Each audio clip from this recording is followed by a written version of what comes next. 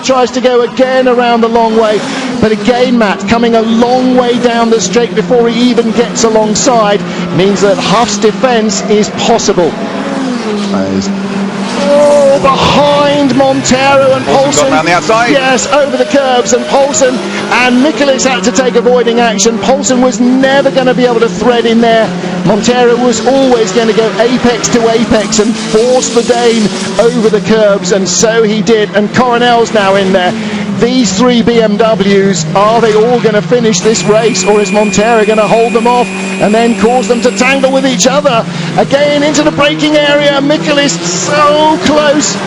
Fourth in race one, he's fourth now, he's got the run. He's got the run as Montero skates wide. That seems to be the door open, and up the inside comes Poulsen.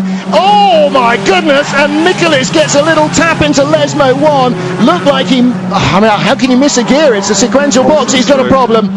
Poulsen's got a problem, and I don't think it's just that he skated wide onto the gravel. No, Michaelis has got the problem. Sorry, Michaelis, right, yeah. Poulsen's gone through Targo. Montero pulls out of the way as well as Coronel goes alongside him, and behind is Darrell Young coming up the order.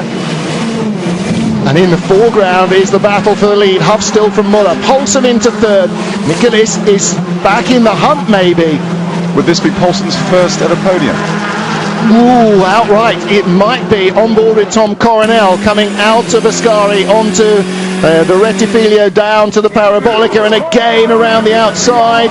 Huff just easing towards the grip, making sure that Muller has to run that extra 5, 6, 7, 8 meters through the Parabolica. That's enough to stymie his momentum and just keep him behind. Well, Muller's just trying to get the cut back on him and get the momentum out the corner. Yeah, absolutely.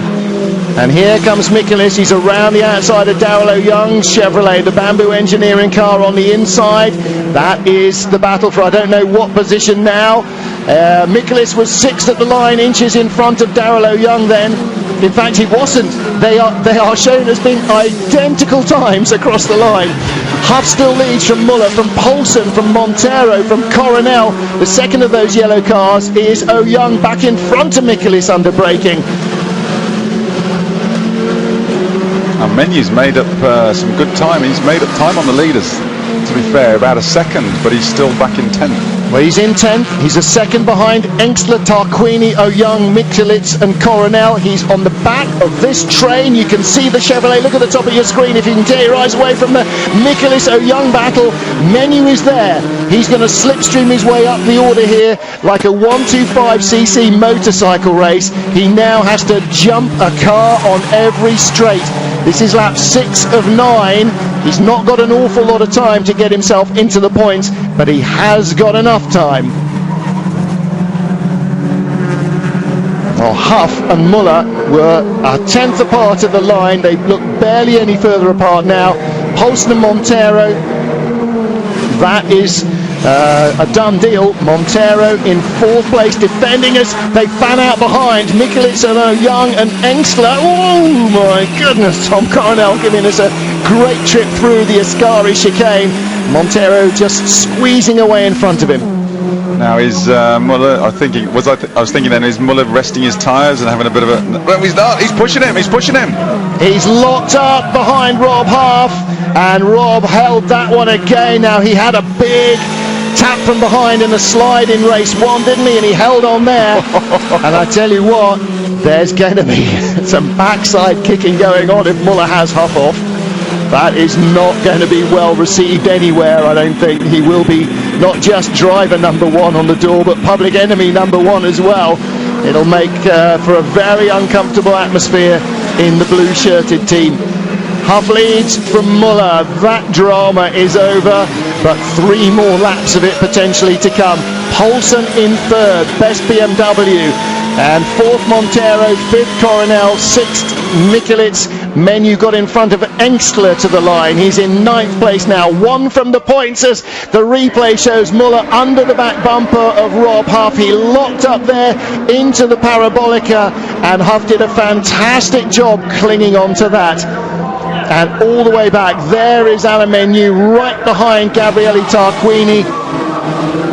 And he's now in front of Tarquini. Menu in 8th and well in the points. Tarquini hanging on here. This is Menu going past him.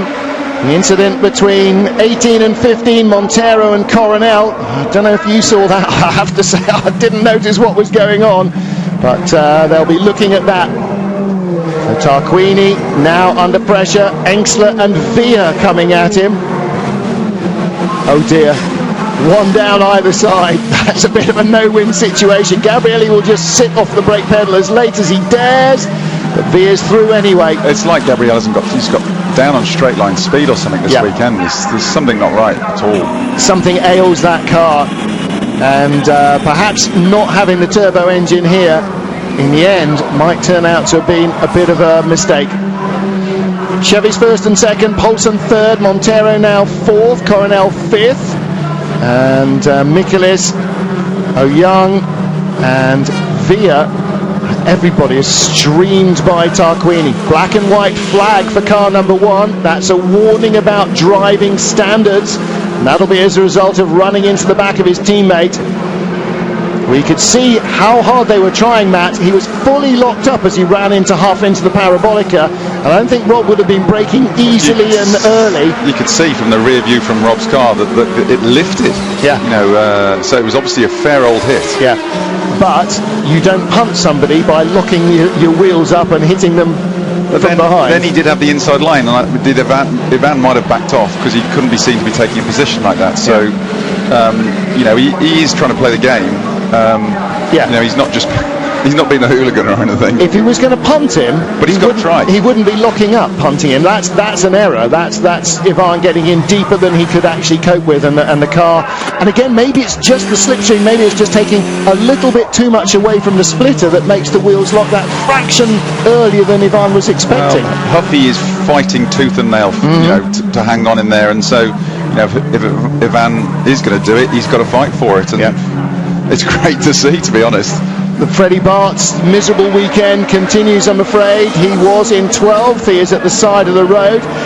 The only way that Ivan can't actually take the lead is by going through Rob. He can go round him, he can't go through him. And unfortunately, going round means that you have to be quicker. As long as he sits there, it just takes one mistake from Huffy. One mistake. He's got to drive such a tight race. Yep. 9 laps of pressure from first Muller and then Menu in race one, and Huff kept his guard up.